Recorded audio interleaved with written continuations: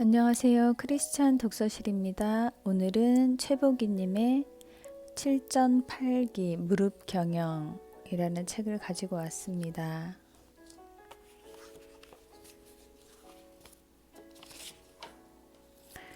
서막 시작은 미약하나 그 새벽의 기도와 찬송 콩밭 내는 아낙네들이 사는 충남 청양 나는 7 장수가 나온다는 한겨울의 칠갑산 아래에서 태어났다. 문존 옥답이 펼쳐진 우리 동네는 20여 가구의 최씨들이 모여 사는 조촐한 집성촌이었다. 부모님과 조부모님 그리고 올망졸망 13남매가 사는 우리 집은 종갓댁이었다. 대가족의 지나가는 거지와 나그네 먼 친척 손님들로 항시 북적거렸다. 종부인 어머니는 원래도 큰손이셨지만 가족과 식객들을 챙기느라 손이 더욱 커지고 빨라졌다. 집에 온 손님은 누구 하나 빈손으로 보내는 법 없이 쌀이며 팥을 꼬박꼬박 들려 보내시는 분이었다. 식구들끼리는 물론 동네 대소사 때도 음식 만드는 일을 진두지휘하시곤 했다. 나는 안타깝게도 음식 솜씨야 어머니만 못하지만 다행히도 손이 큰 것과 손님을 대접하는 마음은 닮았다.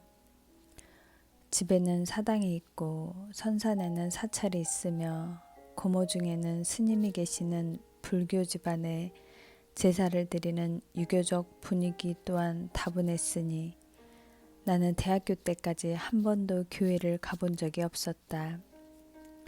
우리 집을 아는 친구들은 누구 하나 교회 가자는 말 한 번 붙이지 않았으니 교회는 가서는 안 될 장소쯤에 속했던 것 같다. 찬송가는 들어본 적도 없고 성경이라고는 초등학교 5학년 때 특별 활동으로 든 고전 읽기반에서 구약 이야기와 신약 이야기를 읽었던 기억이 어렴풋하지만 그때는 그게 먼 나라의 신화나 전설의 고향 얘기 같기만 했다. 나는 혼자 책 읽고 상상하기를 좋아하는 평범하고 소극적인 시골 아이로 자랐다. 나중에 어른이 되면 시를 쓰거나 이야기를 짓는 작가가 되고 싶었다. 20살 대학 1학년 때 김철호 선배를 만났다. 천둥치는 운명처럼 만난 것 같지는 않고 그냥 충남대 국문학과 82학번과 83학번 캠퍼스 커플로 만나 가까워졌다. 씩씩하고 책임감 있는 남자와 까만 눈망울의 조용한 여자가 사귄 지 1년쯤 지났을까. 애인이 있다는 소리에 선배의 어머니는 조만간 집에 한번 데려와 봐라 하고 초대하셨다. 놀러 오라시니 가보자 했지만 왠지 두근거리는 마음을 안고 서촌으로 내려갔다. 예비 시어머니의 첫인상은 사뭇 완고하고 무서워 보였다. 나를 그리 반기시는 눈치도 아니었다. 36에 혼자 되어 서천장, 한산장 등 여러 장터를 돌며 포목 장사로 일남 사녀를 키워내신 강한 분이셨으니 남편 같은 아들 하나에 대한 집착과 기대가 대단하셨다. 나중에 들으니 시어머니도 내가 조그맣고 까무잡잡하다고 내키지 않으셨다는 거다. 먼 길이라 금방 올라올 수 없어 어머니의 방에서 하룻밤을 묵게 되었다. 살짝 밀쳐내는 느낌을 안고 한 방에서 자야 되니 무척 부담이었다. 새벽녘 중 손과 발을 스치는 선뜩한 느낌에 눈을 떴다. 희부연 속에 무슨 노래가 들렸다. 어머니는 내 머리와 손을 쓰다듬다가 내 이름도 부르고 자식들 이름도 하나씩 불러가며 기도하시는 게 아닌가. 난생 처음 듣는 찬송가와 기도였는데 전혀 싫지가 않았다. 지금은 나도 자주 부르는 나의 갈 길 다가도록 지금까지 지내온 것 은혜가 풍성한 하나님은 이런 곡들이었다. 신자가 아니어도 설명이 없어도 느껴지는 지극한 사랑, 은근하면서도 은혜로운 충격이었다. 이 자그마한 여인이 혼자 5 아이를 키워온 힘은 바로 저 기도와 찬양이구나. 저게 어머니의 아우라구나. 진심 어린 기도와 간절한 찬송이 하늘로 올라가는 것 같았다.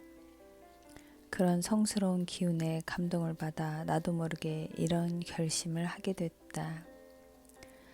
나도 나중에 이렇게 기도하는 어머니가 되어야겠다. 기도하는 아내가 되어야겠다. 세상에서 처음으로 들어보는 어머니의 찬양과 기도가 나한테 똑똑똑 떨어져 첫 번째 씨앗이 되었다. 고요하고 거룩한 새벽이었다. 나중에 그 새벽에라는 시로 기록하게 됐다. 새벽을 깨우며 어머니가 불러주시던 찬송소리, 상처 많은 나는 영혼의 깊은 위안을 얻었다. 살다가 서운한 일 일어날 때면 그 새벽, 그 기억이 가슴 앙금을 흔적 없이 날려준다. 또 하나 나를 놀라게 한 장면은 밥상에서 펼쳐졌다. 남자, 여자 따로 모여 조용하고 근엄하게 식사만 하는 우리 집과는 달리 오남매가 쪼르르 둘러앉아 오순도순 도란도란 웃고 얘기하며 어머니와 장난까지 치는 희한하고 진기한 풍경이라니. 딸들도 나도 아가 아가 사랑스럽게 불러주시는 따스함이 있는 집이라면 나도 빨리 이 집의 일원이 되고 싶다는 생각이 들 정도로 부럽고 좋았다. 어머니를 따라 시장에 가서 장사하고 손님들과 대화하는 모습을 보면서 무섭고 엄한 첫인상은 다 날아가 버렸다. 오히려 모태신앙인 선배가 더욱 사랑스럽고 대단해 보였다. 그렇게 방학 때마다 선배 집에 내려갔다. 학교로 돌아와 3학년 때쯤 선배 저 교회 한번 데려가 줄래요? 해서 교회라는 신세계에 첫 발을 디뎠다. 선배가 가끔씩 가자고 할 때는 적극 안 가던 곳이었다. 도통 무슨 소린지 모르겠는데 말과 반복되는 순서로 가득한 예배, 좋은 강의 한번 들으러 간다는 셈치고 청강삼아 간 나의 교회 생활은 어리둥절 어리버리 시작됐다. 4학년 말 6개월 방위를 마친 선배와 나는 결혼을 했다. 나는 23, 남편은 24. 양가 부모님들이 선배나 나나 고향에서 떨어져 객지 생활하고 있으니 어서 짝을 지어줘야 한다고 서두른 결과다. 나 또한 하루라도 빨리 복잡하고 무거운 우리 집을 벗어나 그 집의 식구가 되고 싶었다. 새로운 삶과 환경에 대한 간절함이 결혼으로 마무리 지어졌으면 하고 바랐다. 어른들이 농담 삼아 하시던 날 잡자는 얘기를 냉큼 잡아서 우리는 결혼을 해버렸다. 축복받던 우리의 결혼식은 기나긴 롤러코스터랜드의 첫 입장식이었다. 돈 꾸러 다니던 시절, 결혼 후 취직하지 말고 사업을 해보자 하며 시작한 것이 출판업이었는데 대학 교수들의 책을 주로 출판하는 대학 출판사라 수요층이 한정적이다 보니 잘 되지 않았다. 이번에는 비슷하면서도 나은 종목을 찾아봤다. 후에는 수요도 넓고 지속성 있는 학습지 회사를 인수하여 방문학습 사업을 했다. 하지만 이 역시도 어머니가 주신 투자금을 날리고 망했다. 거기서 멈추지 않고 다이아몬드 수입, 인삼 제품 제조 판매, 목욕용품 판매 등 끊임없이 사업을 시도했다가 엎어졌다. 돌 지난 첫 아이를 데리고 대전에서 부촌으로 독립을 했다. 보증금 100만 원에 월세 5만 원짜리 단칸방이었다. 남편은 계속 새로운 일을 벌였는데 잘 안 됐다. 나는 나대로 애 없고 돈 꾸러 다니는 나날들이 이어졌다. 남편은 저지르고 나는 수습하고 지인에게 돈 부탁하고 거절당하는 게 일상 다반사였다. 집이 비좁아 막상 아이를 업고 나오면 정작 갈 데가 없었다. 그나마 다행히 집 근처 시장에는 문이 항상 열려있는 개척교회가 있었다. 내 절박한 상황과 찢어진 마음을 토로하며 올 곳은 교회뿐이었다. 남편 사업이 금방 잘 되는 일이 아니라서 잘 될 때까지 힘을 달라고 오래 기도할 수밖에 없었다. 그러면서 주님만 의지하는 시간, 하나님과 더 깊이 친밀해지는 시간도 길어졌다. 성령 세례와 방언. 26살 때 나는 신앙의 귀인을 만났다. 가난하고 자존심만 센 나를 구역 예배에 나오게 하려고 애쓰시던 김영희 구역장님. 썬데이 크리스천으로 나 홀로 기도하고 성경 보는 연약한 신앙생활을 하고 있을 때였다. 집사님이 매일같이 방문을 하니 처음엔 너무 귀찮았지만 차츰 그분의 진심을 알게 됐다. 이분이 정말 나를 사랑하나 보다. 그리스도인의 섬김이란 게 이렇게 대단하구나. 나를 동생처럼 대해주시는 언니 같은 집사님의 정성과 수고에 감복해버렸다. 친구 따라 강남 간다고 수요, 금요 예배며 구역 예배, 여전도 모임, 철야기도, 산기도까지 힘들다 하면서도 따라다녔다. 예배 때 부른 찬송이 내 입에 매달려 집에서도 내내 부르게 됐다. 한숨으로 시작한 찬송이 호흡이 되고 고백이 되고 기도가 됐다. 아, 하나님의 은혜로 이 쓸데없는 자 왜 구속하여 주는지 난 알 수 없도다. 내가 믿고 또 의지함은 내 모든 형편 아시는 주님. 늘 보호해 주실 것을 나는 확실히 아네. 간증과 방언의 행진 속에서 하나님의 신비를 만났다. 처음에는 랄랄라 하는 이상한 말소리에 너무 놀라서 집단 도치나 주술적 현상으로만 보였는데 차츰 나도 방언 기도를 선망하게 됐다. 어떻게 하면 나도 저런 하나님의 언어를 가질 수 있을까? 그때만 해도 남을 많이 의식하는 사람인지라 저렇게 알 수 없는 소리를 계속하는 것이 감당이 안 됐지만 속으로는 많이 부러웠다. 주님과 직접 대화하는 듯한 특권층, 선택받은 소수자들만의 미러 같았다. 철야 기도를 드리고 온 어느 토요일 아침이었다. 갑자기 기도하고 싶은 마음이 간절했다. 작은 방에 들어가 기도를 하려고 앉았는데 내 귀에 새로운 언어가 들리는 게 아닌가. 나도 모르게 방언 기도를 하고 있었다. 아, 하나님이 나를 직접 만나주시는구나. 어떻게 말하지 않았는데 내 마음을 이렇게도 잘 아실까. 내가 날 때부터 주께 맡긴 바 되었고 모태에서 나올 때부터 주는 나의 하나님이 되셨나이다. 나보다 나를 더 잘 아시는 분이 하나님이라는 걸, 하나님은 정말로 살아서 나와 상관하고 계시다는 걸 그때 체험했다.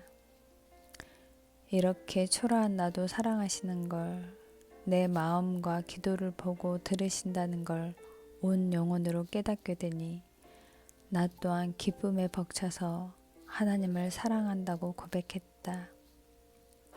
특별한 은혜와 사랑이 내게 부어지니 말로 표현할 수 없는 기쁨이 내 온몸을 둘렀다. 말로만 듣던 성령 세례를 나도 체험한 것이다. 미랄이 되어라. 성령 세례 이후부터 나의 새벽 기도는 바뀌었다. 하나님, 어떻게 해야 주님의 이 큰 은혜와 사랑을 갚으며 살 수 있을까요? 무엇을 해주세요. 무엇을 도와주세요. 부르짖던 기도가 아니었다. 한량없는 은혜, 갚을 길 없는 은혜에 마음이 뜨거워진 나는 이런 서원 기도를 드리고 있었다. 아버지, 제 인생을 하나님께 다 드리겠습니다. 그때만 해도 그 기도가 얼마나 큰 의미인지 잘 몰랐다. 그런데도 새벽 기도, 철야 기도, 산기도를 다니면서 저를 하나님 일에 사용해 주세요. 저도 주님의 도구가 되고 싶어요 하며 내 마음을 드렸다. 의외로 하나님의 응답은 짧고 소소했다. 너 미랄이 되어라. 기도만 하면 미랄 카드를 꺼내 드셨다. 겨우 미랄? 나를 원하지 않으시나? 아니면 다른 용도로 쓰시려나? 수수께끼 같은 미랄이 얼마나 귀한 단어인지를 몰랐던 나는 신학 공부를 하겠다는 야심찬 고백도 했다. 신실한 분들과 상의도 해봤지만 다들 쌍수를 들고 말렸다. 남편은 애 놔두고 나가서 해라. 구역장님은 지금은 아닌 것 같다. 어린 2딸 먼저 키워라고 하셨다.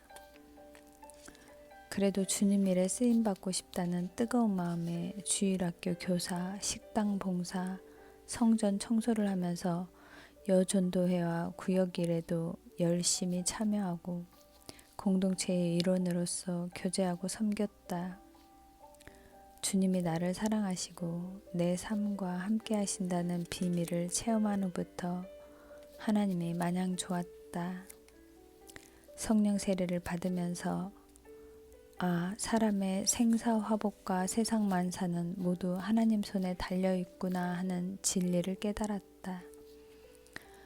하루는 어느 교회 앞을 지나가다 한 유명 기업인의 간증을 알리는 현수막을 보게 되었다.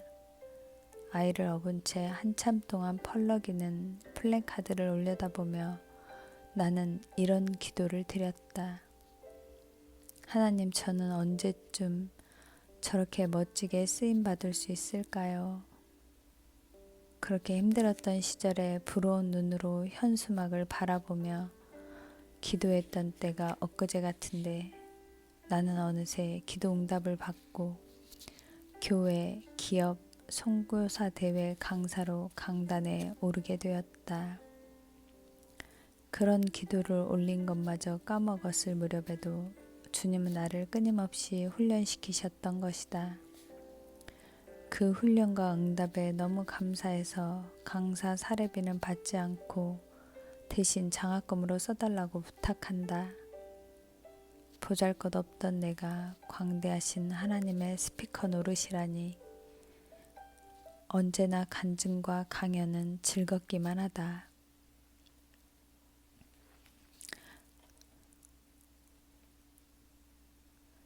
선한 부자 소원. 여전히 남편의 사업은 잘 되지 않았고 나도 계속해서 돈을 빌리러 다녔던 그 시절, 쟤 또 돈 빌리러 왔다. 습관되니까 빌려주지 마라. 지인들의 귓속말에 상처를 받고도 차비가 없어 여비로 주는 그 돈을 받아들고 내려와야 했던 기차 안, 어린아이를 안고 울면서 하나님께 간절히 애원했던 그 기도가 생각났다. 하나님, 이렇게 돈 꾸러 다니는 게 너무 부끄럽고 창피해요. 이제 우리에게 복을 주세요. 그러면 하나님의 사람과 이웃들을 돕고 베푸는 선한 도구가 될게요. 저에게 재정을 열어주세요. 우리가 잘 되면 나눠주고 꾸어주고 베풀며 살겠습니다. 우리에게 복을 주시면 나눠주고 꾸어주고 베푸는 선한 청지기가 되겠다고 소원하며 기차 안에서 기도했던 그 기도를 하나님은 다시 상기시키셨다. 내가 전심으로 주께 간구하였사오니 주의 말씀대로 내게 은혜를 베푸소서. 짧은 축복. 주님은 예상치 못한 때와 방법으로 응답해 주셨다. 줄줄이 마이너스의 손을 증명하던 남편에게 드디어 마이더스의 손으로 변신하게 된 때가 왔다. 30대 초반쯤 순식물성 수입 화장품 대리점 바디앤뷰티 하우스에서 제법 대박이 났다.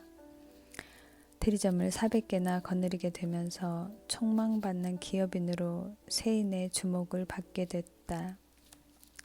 강남의 멋진 사무실에다 좋은 집, 카폰이 달린 고급 자가용까지 굴리게 되니 잘 되면 나눠주고 꾸어주고 베풀며 살겠습니다. 서원했던 기도를 잊어버렸다. 이제 우리가 잘 살게 되었는데도 만족을 못하고 더 큰 부자가 될 거라는 꿈에만 부풀고 있을 때 우리에게 경종이 울리듯이 IMF가 터졌다. 국가적 외환위기였으니 전 산업이 휘청거렸다.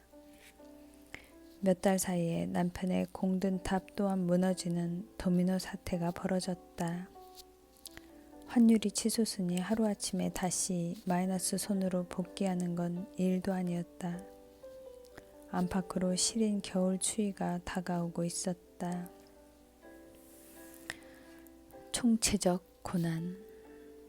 남편이 망했는데 아무 짓도 하지 않은 나도 덩달아 죄인이 되어 있었다. 빚쟁이, 세금 체납자, 신용불량자의 아내, 많은 대리점을 망하게 한 장본인. 겹겹의 죄명과 죄책감의 무게는 육중했다. 우리가 망해서 못 살게 된 것이야 우리 사정이지만 이것이 일파만파 연쇄부도를 일으켜 거래처와 직원들, 가정들까지 고통을 당했다. 욕설과 원망의 쓰나미가 지나가니 실어증과 불면증이 나를 덮쳤다. 며칠씩 잠을 못 자니까 헛소리도 했고 방문을 걸어 잠그고 이불 속에 숨어 사람을 피했다. 집 밖에서 빚쟁이들이 소리 지르는 듯한 환청과 공포에 떨었다. 사람들의 얼굴이 너무 무서웠고 누군가가 나한테 죄책감을 막 쏟아붓는 것 같았다. 머릿속이 무엇으로 꽉 막혔는지 죽어야겠다.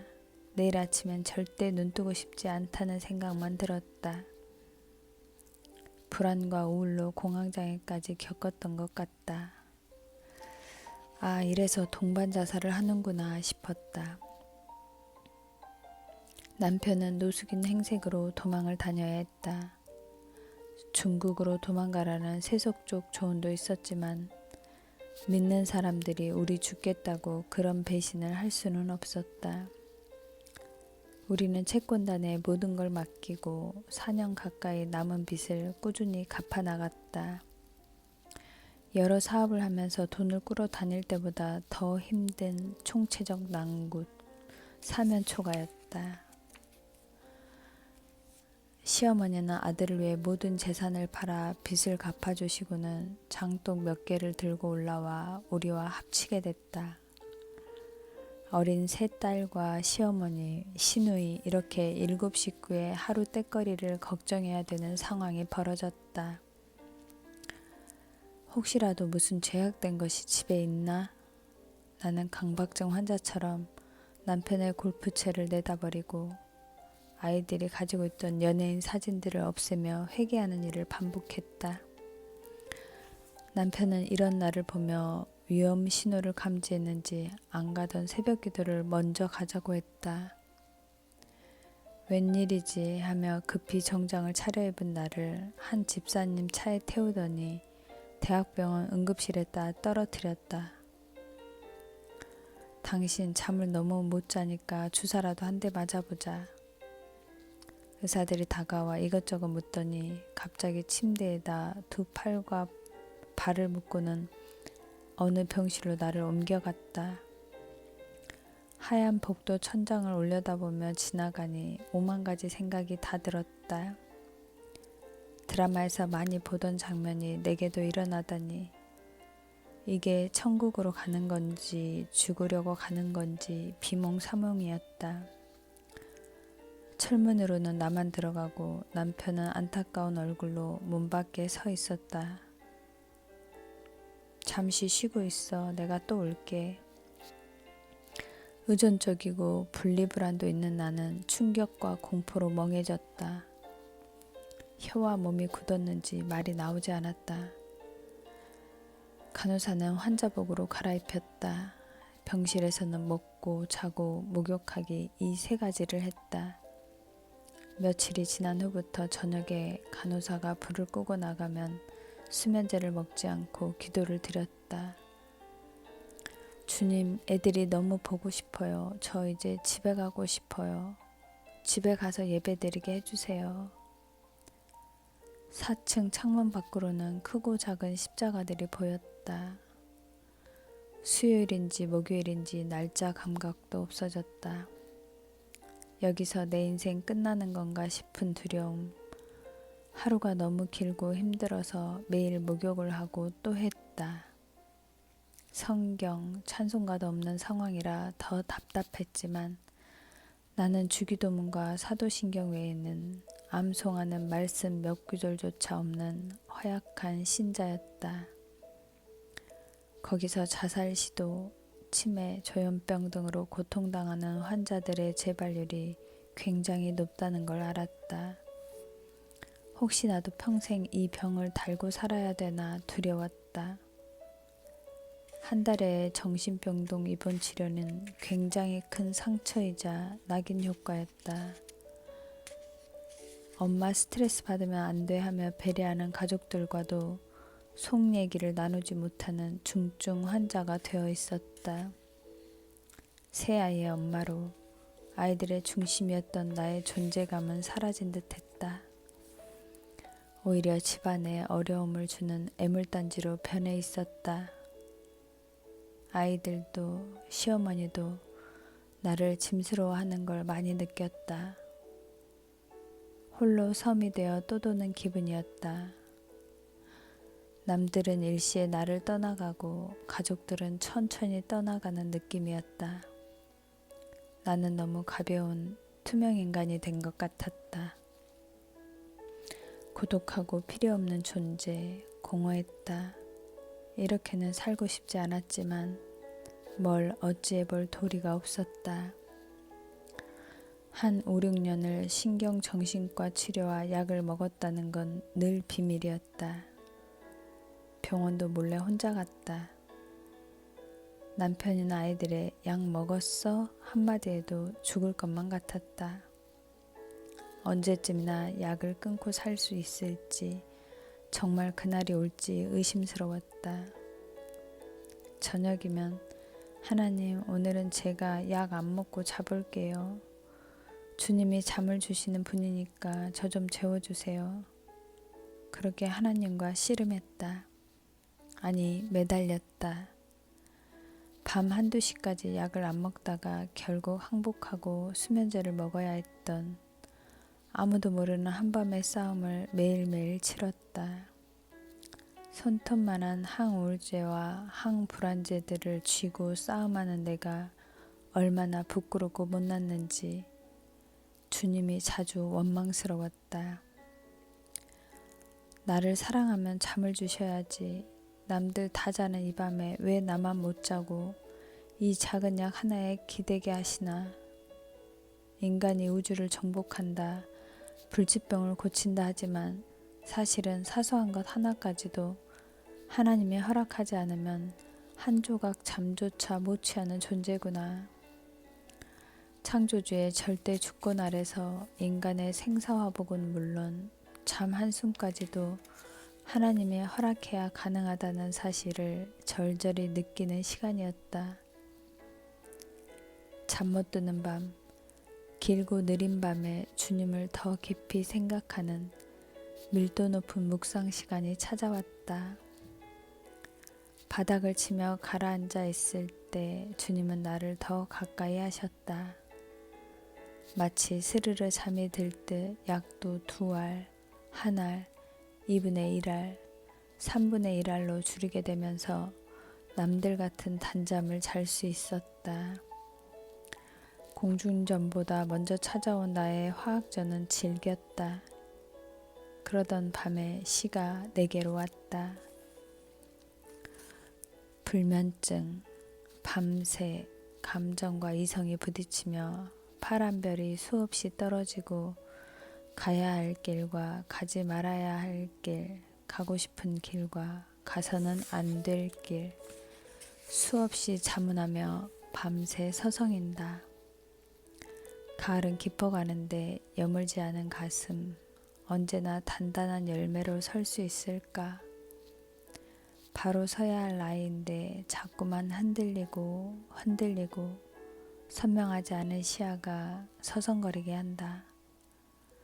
제자리에서 악은 모양이라도 버리라 밤새 되뇌이며 가야 할 길 앞에서 가지 말아야 할 길을 돌아본다. 한참 후에 오스왈드 챔버스가 쓴 주님은 나의 최고봉을 읽다가 당신의 인생의 무덤이 있습니까? 라는 제목과 마주친 순간 그 밤에 나와 오버랩이 됐다. 아, 나는 그때 죽었었구나. 그때 거기가 내 무덤이었구나 하고 상황 정리가 됐다. 치료받던 얘기는 이후로도 절대 하고 싶지 않았다. 그 고난이 해석되지 않았기 때문에 그랬다. 그건 그냥 내 약점과 치부라고 감추고 싶었다. 나중에 하나님께서 나를 새롭게 빚어내시는 훈련 과정이었다고 해석이 됐을 때에야, 아니 분석을 해주셨을 때에야 드러낼 수 있었다. 지금은 공경은이 그걸 자랑처럼 얘기하고 있다. 심신이 아픈 이들의 자리와 처치로 보내셔서 교만과 허세로 가득 찼던 나를 다듬는 조형과 조율의 수업 시간. 꼭 그렇게까지 나를 떨어뜨렸다가 끌어올리셔야 됐나 하는 생각도 들었지만 고집이 세고 완악해서 필요했던 속된 말로 뺑뺑이가 아니었을까. 고독은 강물처럼 혈관을 지나 영혼을 자라게 한다. 강물처럼 중에서 여보, 우리 호떡 장사 해볼래? 내가 종로에서 기술도 사사받고 자리도 좀 알아봤는데 부지런만 하면 괜찮겠어. 망했다, 아프다 하며 집에 있어 본들 늘어지기만 하니까 남편은 호떡 장사를 해보자고 제안했다. 처음에는 둘 다 용기가 안 나고 너무 부끄러웠다. 노점상이라도 근처 건물주에게 허락을 받아야 한다는 것도 장사를 해보고서야 알았다. 숙대 근처 건물 앞에 포장마차를 갖다 놓고 준비 완료했지만 남편이 거기까지 걸어 나오는데 3, 4일이나 걸렸다. 한때 잘 나가던 남편의 양복물은 쉽게 빠지지 않았다. 내내 와이셔츠에 넥타이 차림으로 장사를 하는 날이 많았다. 나중에 남편은 그 속내를 이렇게 털어놨다. 쫄딱 망했다고 해서 아무 옷이나 걸치고 나를 허접하게 대하면 다시는 재기하거나 내가 원하는 사업을 못하면서 살 것 같았어. 양복은 나를 방치하지 않으려는 최소한의 몸부림이었지. 남편이 짠하기도 하고 새롭기도 하고 귀하게도 보였다. 숙대 입구역에서 내려보니 건너편에 호떡 포장마차가 보였다. 선뜻 발길이 떨어지지가 않았다. 자꾸만 망설이고 망설여졌다. 부끄러움과 함께 남편의 미안함과 민망함도 느껴졌다. 부끄러움, 자신 없음, 그리고 인정하고 싶지 않은 마음들이 교차했다. 남편은 나랑 결혼할 때도 복이 돈 걱정하지 마. 내가 진짜 돈 공장 차려줄게. 아니면 뭘 해서라도 처자식 고생은 안 시킨다. 큰 소리 쳤던 남자다. 그랬던 사람이 얼마나 아내한테 미안할까. 그래서 남편한테 성큼 다가가지 못했다. 숨어서 한참을 서성이고 있는데 이 생각을 떠올리게 하셨다. 부끄러움을 극복할 수 없는 내가 또 부끄러울 때 주님은 부부에 대해서 돌아보게 하셨다. 슬플 때나 기쁠 때나 함께 하겠다고 약속했던 서약은 어디 갔니? 좋은 차 타고 다닐 때는 남편이라고 따라다니고 어렵고 초라할 때는 남편이 부끄러우냐? 하나님께서 이렇게 책망하시는 것 같아. 네, 알겠습니다 하고 포장마차로 얼른 뛰어갔다. 그러고도 내내 부끄러워가지고 얼굴을 못 들고 뒤에 숨어서 반죽이나 치댔다. 그렇게 며칠 인사하고 돈 계산하다 보니 적응이 되면서 부끄러움을 따돌린 것 같다. 500원짜리 호떡에 생계가 달렸으니 연구를 많이 했다. 아마 서울 시내에서 가장 큰 호떡을 파는 가게였을 것이다. 촌사람인지라 양으로 승부하자 해서 크게 빚은 왕호떡, 흑설탕이나 단 걸 싫어하는 손님을 위한 야채 호떡 메뉴를 만들었다.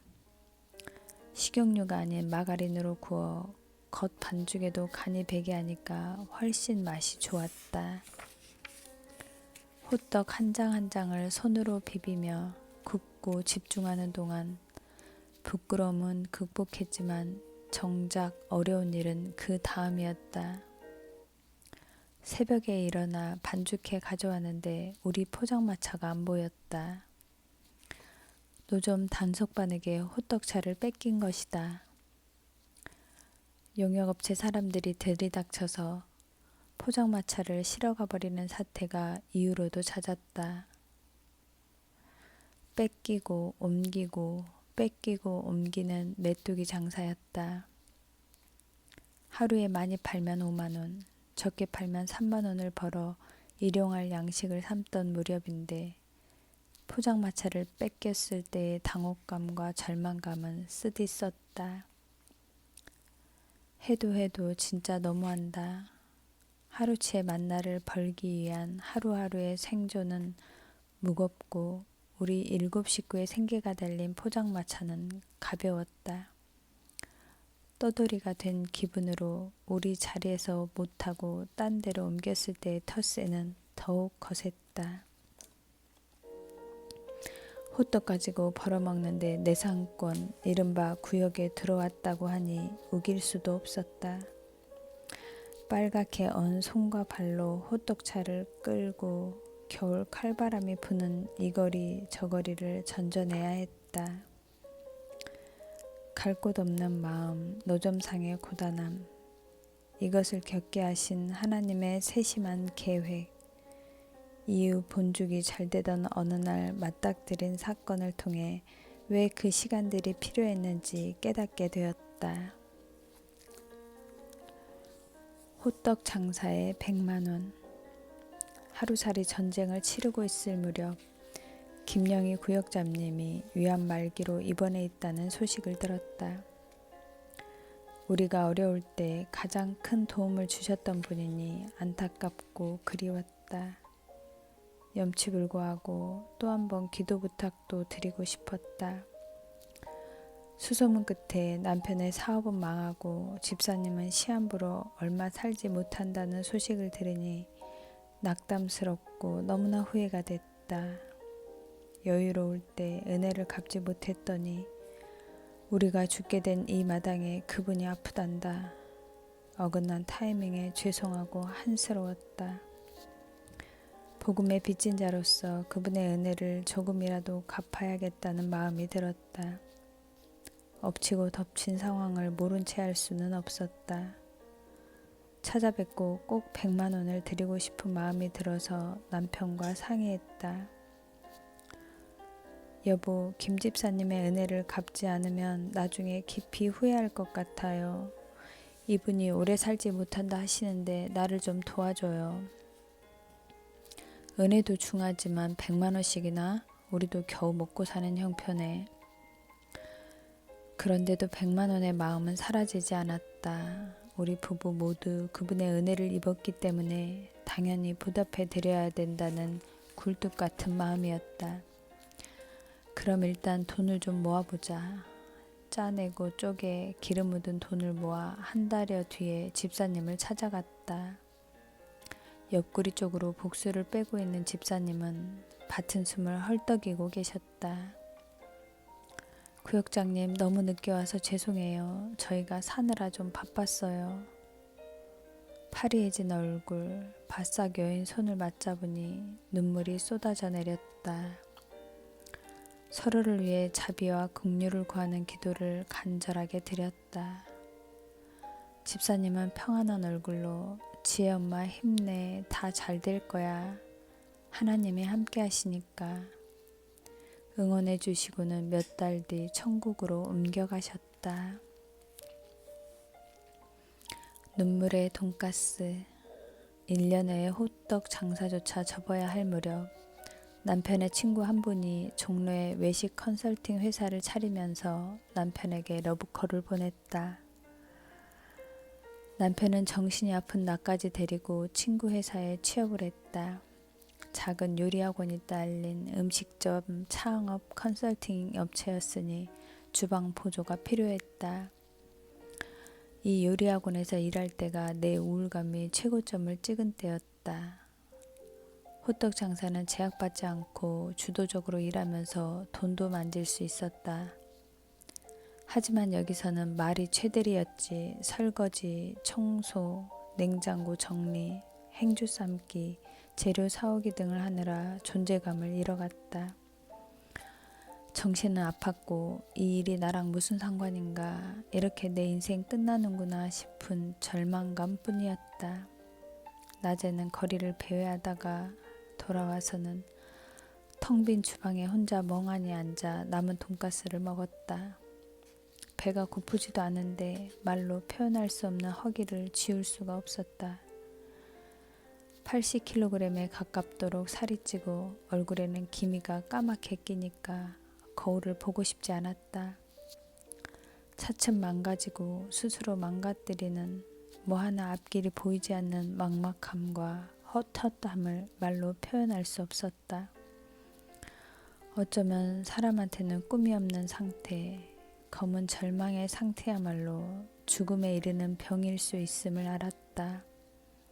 약도 띄엄띄엄 먹다 보니 자살 충동이 다시 일어나 전철역에서 뛰어내리고 싶은 때도 있었다. 내일 아침에 오지 않았으면, 눈 뜨지 않았으면 또 한 번 헛되게 바랐다.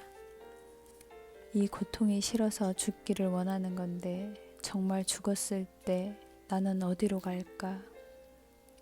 보나마나 지옥이겠지.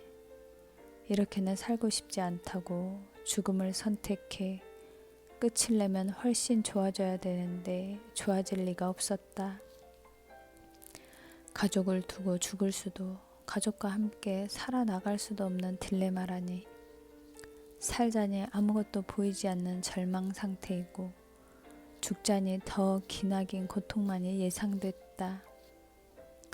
돌아보니 사탄은 내 약점을 너무나 잘 알고 있었다.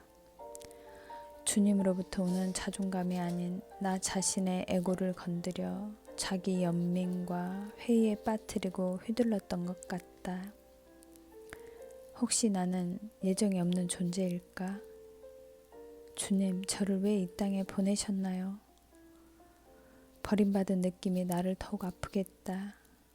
하나님의 자녀는 이미 주님의 생명책에 예정되어 있다는 예정론이 나를 더욱 혼란스럽게 했다. 그 무렵 다니던 교회 목사님께서 하나님의 세미한 음성을 들으라는 설교를 계속하셨다. 어떻게 하나님의 세미한 음성을 들으라는 거지? 정말 하나님이 계시다면 나한테 이렇게까지 대답을 안 할 수가 없잖아. 너무 작고 멀어서 안 들리는 걸까? 혼자 끌탕하는 카오스의 시간을 보냈다. 감사합니다.